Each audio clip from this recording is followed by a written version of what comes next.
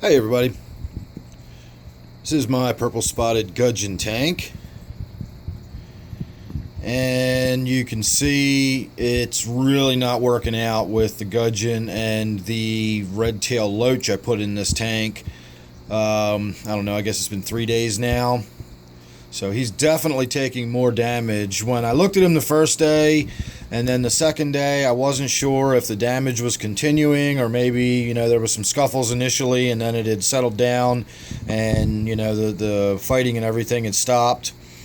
But apparently that is not the case because you can see there's very clearly more damage.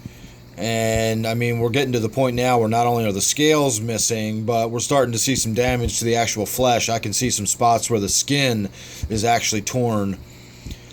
So I'm going to have to do something about it. And the only thing I can think of doing is getting rid of that Redtail Loach. So I guess we're going to be planning a trip down to the fish store here soon. I don't really have another tank I can put it in or any other place I'd be willing to put it. I could always put it back in the gourami tank, but I don't see any point in doing that. I didn't want it in there in the first place because it just was never seen. It was reclusive. The only time it ever did come out, it was slightly aggressive. And so once I got it out and got it into this tank, I thought we were going to be fine. I didn't realize there would be an issue with this gudgeon. I'm really surprised that there's an issue with this gudgeon. I didn't think that would be the kind of fish this gudgeon would bother with at all. But very clearly it is. So something's got to change, and it's going to be that loach. I really don't care about it enough to make any kind of extended effort to keep it. What I did was as much as I'm willing to do. It didn't work out, so we're going to go ahead and get that loach out of here at some point so you can see the other side of the fish is no better. It's getting torn up by that loach. Now remember, loaches have, essentially they've got switchblades in their face. They have dagger-like spikes that are retractable, and they stick them right out of the side of their face, and if they get up alongside you and thrash their head sideways and stick those spikes out, they are formidable. They might be scaleless fish and they might look all delicate and whatnot, but a loach is has a formidable defense.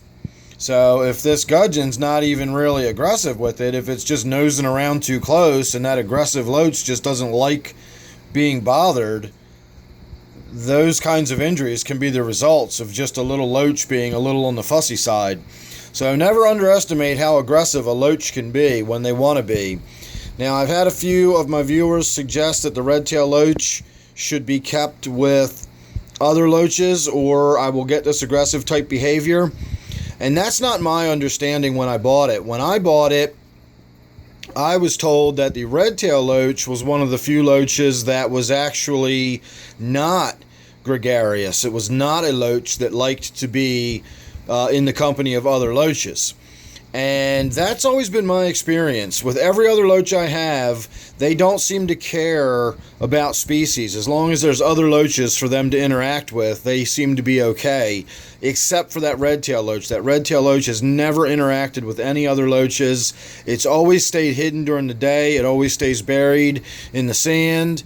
And the only times it would come out during feeding, it would always be sort of nasty and aggressive towards the other fish. It almost sort of came out, took care of business, and then went back into hiding. And if you got in his way while he was in the process, you paid for it. So I don't know about adding more. I'm certainly not going to add more. I'll give mine to the fish shop, and if somebody else wants to get a group of them, they're welcome too. But I'm not going to have any more of those loaches, especially since in the long run they can get up to 10 inches. So a 10-inch loach that is aggressive is not my idea of a good time. So we're going to go ahead and get rid of that probably tomorrow. I don't know. I don't really have any place to put it if I do pull it out of there. I suppose I could set up a quarantine tank, but I'd have to set another quarantine tank up to do that.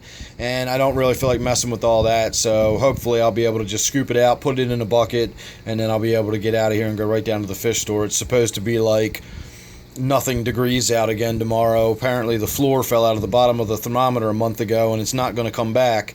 So I can't work until the temperatures get back to, normal human being kind of temperatures, above freezing at least. So, you know, maybe a fish trip to the fish store will be something for me to do for the next day or so, whatever. Anyway, that's my update. I'll also point out I finally found him. I've been looking around while I've been standing here. You can almost make him out. Right there is my little South American bumblebee catfish.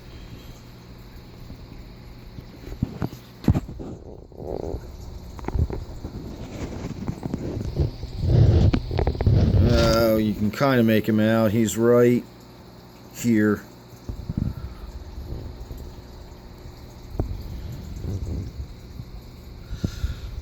So there you go, everybody. Thanks for watching. Make sure you're subscribed, and we'll get some updates and figure out what we're going to do with this tank. This one is my Purple Spotted Gudgeon Tank, and we'll see where we go from here. Thanks again.